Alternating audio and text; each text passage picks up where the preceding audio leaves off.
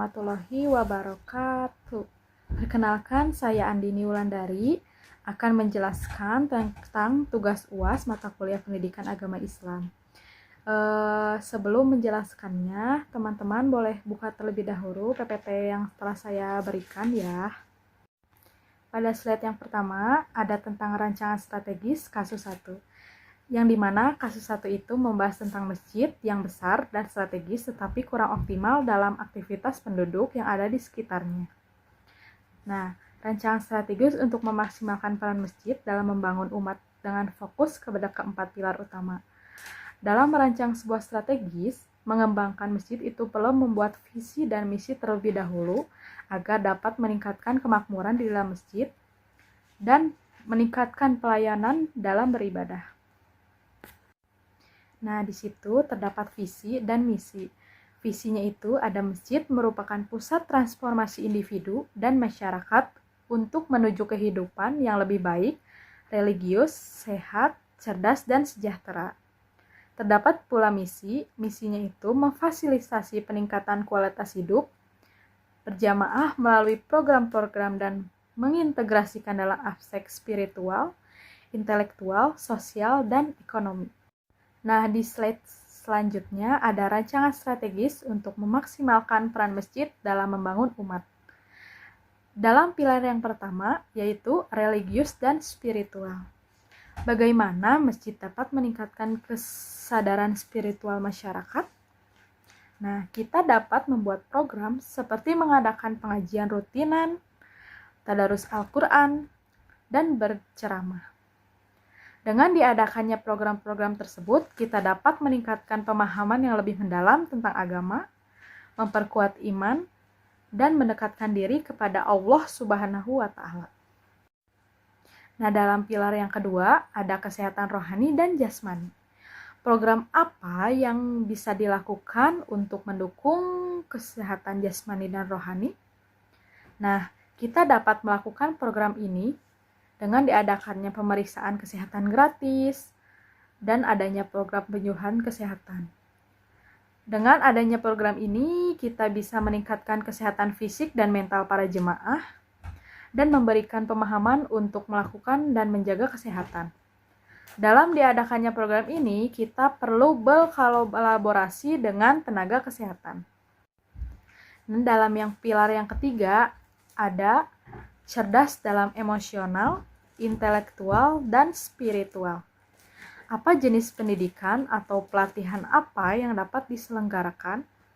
Nah, di sini ada program yang dapat diselenggarakan ini, seperti diadakannya belajar Al-Quran, pembelajaran khusus bahasa asing seperti bahasa Arab, lalu melatih keterampilan hidup, dan diadakannya seminar atau ceramah tentang motivasi.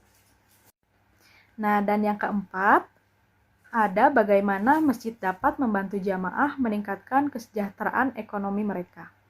Nah, di sini kita bisa membuat program seperti pemberdayaan ekonomi dalam pengelolaan zakat dan infak untuk membantu mengurangi kemiskinan. Lalu masjid dapat memberikan edukasi tentang manajemen keuangan, penghematan dan pengelolaan konsumsi yang bijak, dan mendirikan koperasi yang ada di masjid. Nah, pada slide yang kedua, ada jawaban tentang kasus yang kedua. Yang dimana kasus yang kedua ini tentang seorang pendidik yang bernama Ustadz Hasan yang memiliki gaya mengajar yang keras dan kurang memperhatikan pendekatan emosional. Yang pertama, ada prinsip-prinsip utama seorang pendidik dalam Islam. Yang pertama itu ada tuladan. Yang kedua, ada sabar. Yang ketiga, ada cinta terhadap muridnya. Yang keempat ada hikmah, dan yang kelima ada adil.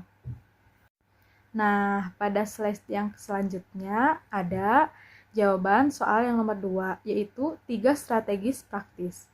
Yang pertama ada berkomunikasi dengan baik.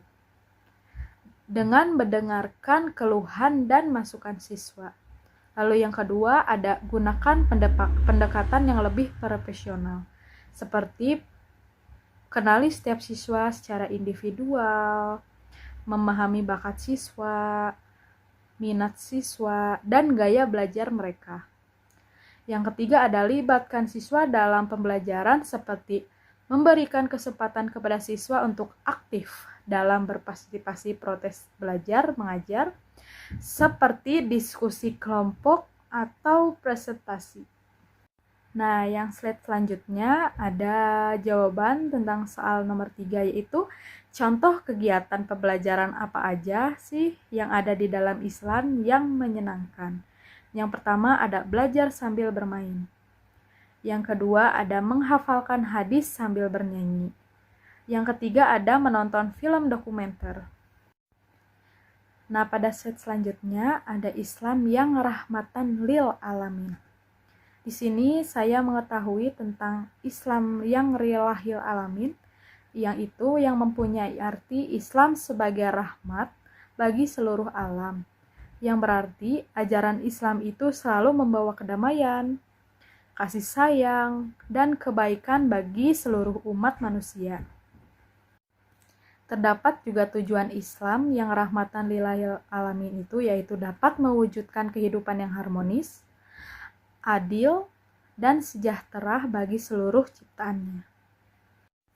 Yang slide selanjutnya itu ada ekonomi syariah. Ekonomi syariah mempunyai prinsip-prinsip ekonomi syariah seperti tauhid, adil, nubuwah, khalifah, dan akhlak. Selain itu, prinsip ekonomi syariah juga mencakup larangan riba, penipuan, dan praktik ekonomi yang dapat merugikan orang lain. Dengan diadakannya ekonomi syariah ini, kita mempunyai tujuan untuk mencapai keadilan dan keseimbangan, serta keberkahan dalam kehidupan ekonomi. Nah, yang terakhir ada pernikahan dalam Islam. Pernikahan dalam Islam itu mempunyai tujuan untuk membentuk keluarga yang sakinah, mawadah, dan warohmah. Dalam menjalankan pernikahan juga ada persyaratan, seperti kedua calon mempelai sama-sama mempunyai agama yang sama, seperti Islam dengan agama Islam.